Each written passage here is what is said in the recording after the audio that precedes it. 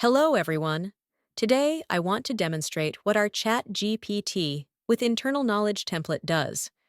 We can choose the template from the Flow Library tab and select the ChatGPT with internal knowledge option. This flow enables OpenAI's ChatGPT-4 to access your documents and pages. For this example, the chatbot is connected to FlowHunt's domain. Therefore, it can provide accurate and context-rich responses based on the information available in FlowHunt's domain.